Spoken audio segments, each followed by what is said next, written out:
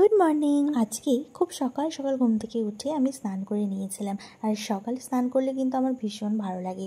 তারপর আমার বিছানাটা একটু আমি গুছিয়ে নিচ্ছিলাম। আর আমার সোনা ভাইটা সে কিন্তু আমি যে কাজ করি না, ও সবসময় কিন্তু আমার সঙ্গে থাকে। হি ইজ সো সুইট, আমার সোনা ভাই।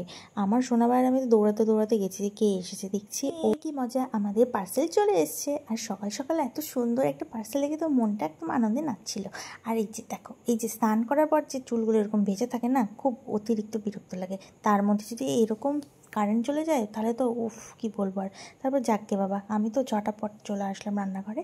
আর দেখো এই যে শশা কিন্তু খেতে আমার খুব ভালো লাগে, তোমরাও খাবা, এরকম স্কিনের জন্য খুব ভালো। তারপর আমার ফেভারিট লেবু, যেটা আমার সকালবেলা না খেলে আমার চলবেই না।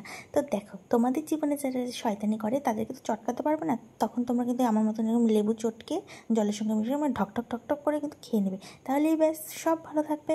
সো আজকের মতন এইটুকুনি, দেখা হচ্ছে নেক্সট ভিডিওতে। টাটা।